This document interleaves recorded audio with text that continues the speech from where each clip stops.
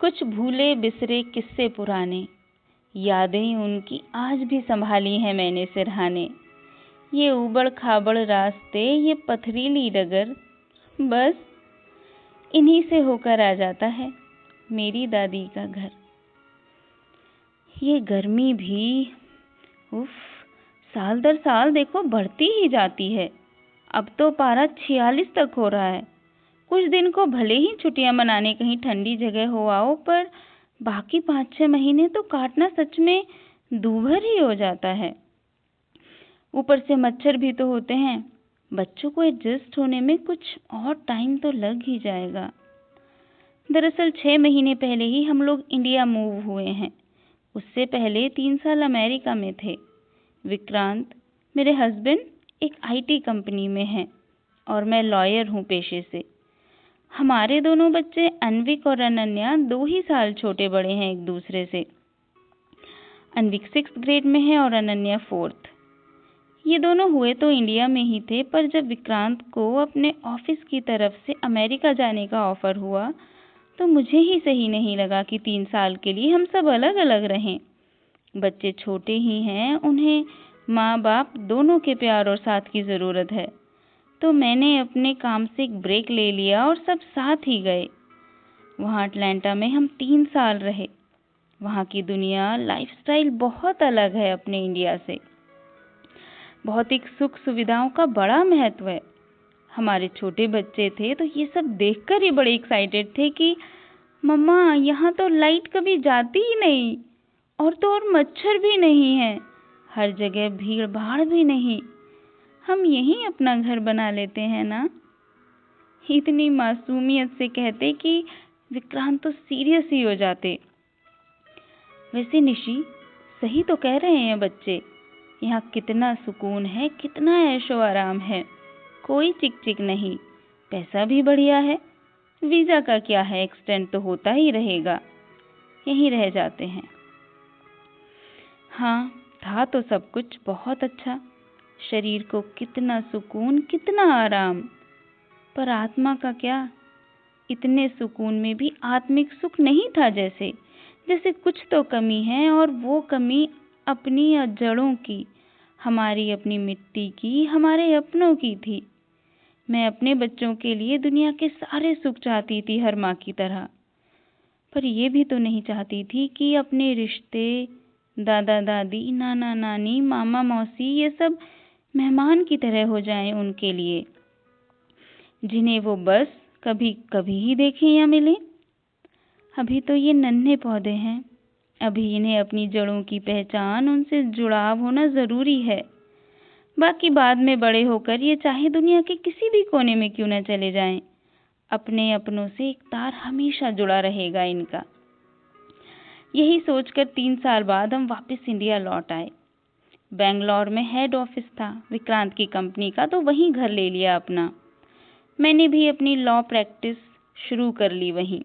दोनों मिलकर अच्छा कमा लेते थे हम, तो एक अच्छा सा 5 कमरों का घर ले लिया, वो भी सेंट्रल एसी वाला, सारी सुख सुविधाओं वाला।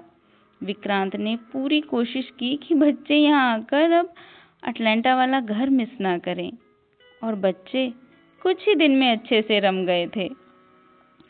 पर मुझे ये बड़ी शिकायत थी कि स्कूल से घर आते ही खेलने के नाम पर या रिलैक्स करने के नाम पर हमारे फ़ोन या लैपटॉप लेकर बैठ जाते थे।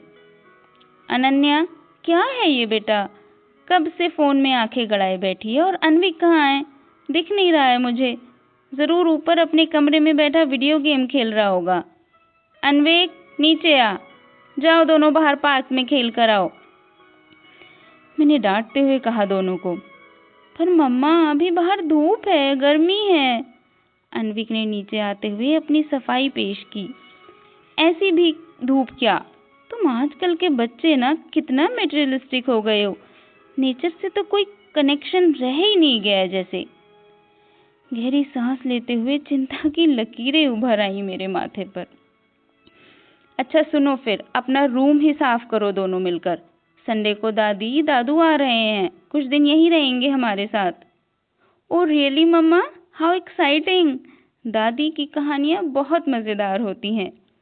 अनन्या सुनकर बहुत खुश। खैर संडे को विक्रांत के अम्मा पापा बेंगलोर आ गए हमारे पास। दोनों बच्चे देखते ही गले लग गए दादी दादू के। दादू अब आप एक स्मार्टफोन ले लो ना, हम उस पर जब चाहे वीडियो कॉल कर सकते हैं और आपको यहाँ के फोटो भेज सकते हैं। अन्विक पीछे ही पड़ गया अपने दादू के। अम्मा पापा लगभग 1 महीने हमारे साथ रहे। गांव में रहते हैं वैसे तो। यूपी में जिला मुरादाबाद के पास है छोटा सा गांव सुल्तानपुर बादर झल्ला। वहाँ अपना खूब बड़ा पुराना घर है, खेती बाड़ी होती है, आम के बगीचे भी हैं, पर सब बटाई पर दिया हुआ है। जो भी पैदावार होती है आधा घर आ जाता है। अम्मा पापा के घर के कामों में मदद के लिए वहाँ कमली रहती है। यहाँ बेंगलोर में भी खूब मन लग गया उनका। बच्चों ने उन्हें जबरदस्ती स्मार्टफोन दिला दिया और हमारे कहने से तो टाल ही जाते थे, पर देखो बच्चों के कहने से व्हाट्सएप यूज करना सीख गए थे। हिंदी में मैसेज भेजना आ गया था उन्हें। अब आज उन्हें वापस जाना था गांव। अनन्या और अन्विक दोनों ही उदास थे। दादी आप जा ही क्यों रहे हो, वो भी इतनी जल्दी? अन्विक ने अम्मा की उंगलियों में अपनी नन्ही उंगलियां फंसाते हुए कहा। अरे मेरा बच्चा, अम्मा ने दोनों हाथ थामे तो गले लग गया अन्विक। गांव में भी तो एक घर है हमारा, और वहाँ गैया है, एक मिट्ठू तोता है, कमली दीदी है। अब उन सबको भी तो हमारी याद आ रही है ना।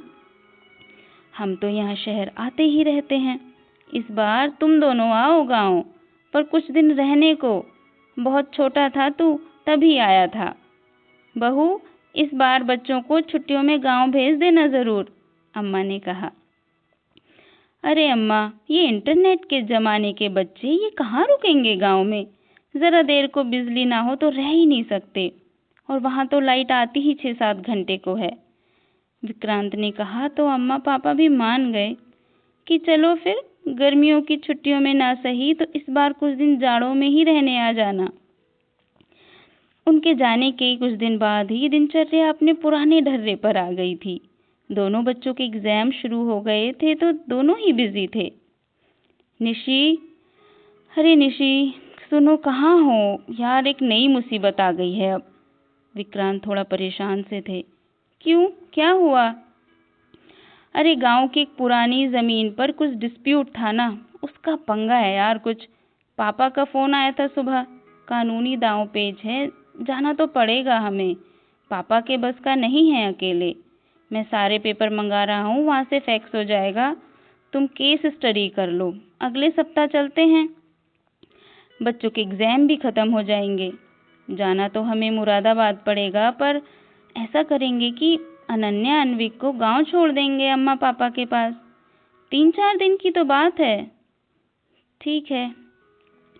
दोनों बच्चे सुपर एक्साइटेड थे कि दादू दादी से मिलेंगे, पर वहाँ एसी नहीं होगा, लाइट कम आती है, ऐसी कुछ बातें सोचकर थोड़ा नर्वस भी थे। और सच कहूँ तो बच्चों से ज़्यादा बच्चों के पापा। खैर अगले सप्ताह हम बेंगलोर से दिल्ली फ्लाइट से पहुँचे, फिर वहाँ से गांव तक के लिए एक टैक्सी कर ली थी। मेन रोड के बाद अंदर जाने के लिए ऊबड़ खाबड़ कच्ची पगडंडी शुरू हो गई थी। मम्मा इट्स लाइक बम्पी राइड, अन्विक ने कहा। कहकर मैंने कार के शीशे नीचे सरका दिए और आंखों पर चढ़ा चश्मा भी उतार दिया। पता नहीं क्यों जेठ की तपती दोपहरी की धूप भी चुभी नहीं मुझे। लग रहा था मानो हर ओर हमारा रास्ता देखती आंखें थीं और हवाओं में अपनापन। कुछ ही देर में हम अपने घर पहुंचे। बाहर ही बैठक पर पापा मिले। गांव के और 3-4 बुजुर्ग लोगों के साथ बैठे थे। नमस्ते दादू, नमस्ते अंकल, अनन्या और अन्विक ने नमस्ते की। अरे यहाँ अंकल कोई नहीं है बेटा, सब दादू हैं यहाँ। कहकर पापा हंस दिए। बच्चों ने सभी को दादू कहकर ही नमस्ते कर दी कहने से। दादी कहते कहते भागकर अम्मा के गले लग गए दोनों देखते ही। मेरे बच्चे आ गए, चलो हाथ मुंह धो लो, ठंडी ठंडी छाछ बना लाती हूँ मैं। कमली बाल्टी में ठंडा पानी निकाल दे नल से और लोटा डाल कर दे दे, कहकर अम्मा रसोई में चली गईं। थोड़ी देर में कांसे के बड़े बड़े गिलासों में छाछ आ गई थी। मुझे लगा कि ये बच्चे तो पता नहीं पिएंगे या नहीं, पर गट गट करके पूरा ही पी गए। बिजली तो आ नहीं रही थी तो कमली ने चारपाई बरामदे में डाल दी। आंगन के पार घर का दरवाज़ा थोड़ा खोल दिया तो बढ़िया हवा का झोंका चला आया और अम्मा हाथ का पंखा लेकर झलने लगी। अब बताओ, ऐसी पुरवैया तो नहीं आती होगी तुम्हारे शहर में? हाँ अम्मा, यहाँ तो अब नींद आ रही है मुझे, कहकर कुछ ही देर में विक्रांत तो ऊँघने लगे और बच्चों की भी आंख लग गई थी। कुछ देर बाद रसोई घर में से कुछ बनने की खुशबू आई तो सबकी आंखें खुली। कमली ने चूल्हा सुलगा लिया था और अम्मा ने खूब सारा मक्खन मथ लिया था। दादी, डाइनिंग टेबल कहाँ है? हम खाना कहाँ खाएंगे? अनन्या ने पूछा तो अम्मा हंस दी। अभी ले बेटे, देख बस तू, आंगन में 5-6 चारपाई बिछ गई थी। चूल्हे पर बनते गर्मा गर्म खाने की खुशबू ने भूख और भी बढ़ा दी थी। तभी कांसे की बड़ी बड़ी थालियों में सबका खाना आ गया। जीरे के छौंक लगी अरहर की दाल, चावल, पानी के हाथ की रोटी और साथ में सफ़ेद मक्खन और गोल गोल कटी प्याज। वाह अम्मा, ऐसा खाना तो हमें बेंगलोर के बड़े से बड़े रेस्टोरेंट में भी ना मिले, उंगलियां चाटते चाटते विक्रांत ने कहा। दादी, मुझे ये व्हिप क्रीम और चाहिए। अन्विक ने सारा मक्खन रोटी के साथ चट कर दिया था। ओए अंग्रेज, ये व्हिप क्रीम नहीं है, शुद्ध देसी मक्खन है, पापा ने कहा तो सब अन्विक को देखकर हंस पड़े। ऐसा लगता है आज दिवाली की रात है। आसमान में ऊपर झिलमिल चांद सितारे और मेरे आंगन में मेरी आंखों के तारे, कहते कहते अम्मा भावुक हो उठी थी। दादी, तुमसे कहानी भी सुननी है अभी, भूलना नहीं, अन्विक ने याद दिलाया। हाँ हाँ बेटू।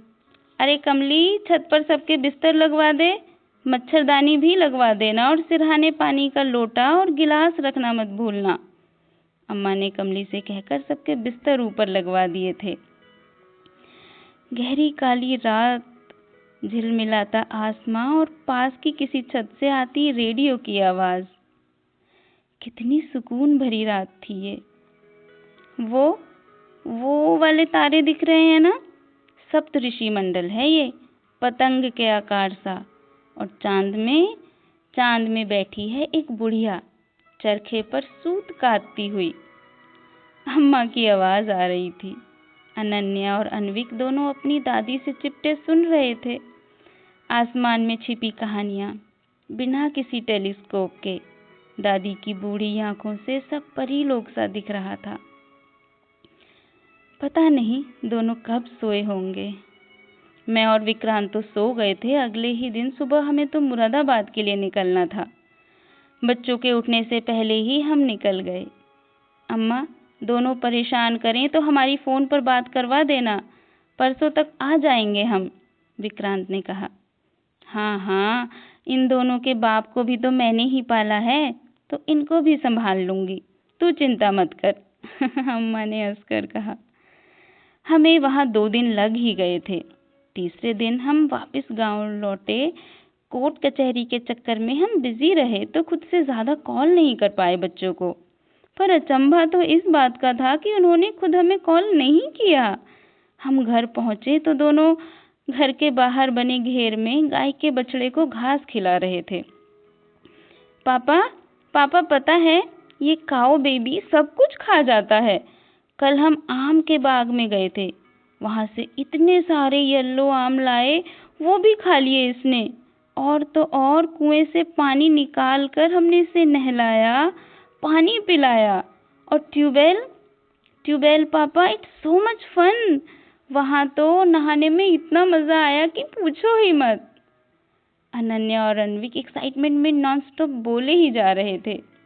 तभी विक्रांत और मैंने एक दूसरे को देखा और मानो आंखों ही आंखों में कहा कि नन्हे पौधे अपनी जड़ों से जुड़ गए हैं, पहचान गए हैं अपनी मिट्टी की खुशबू, और अब कभी नहीं भूलेंगे अपनी दादी का घर।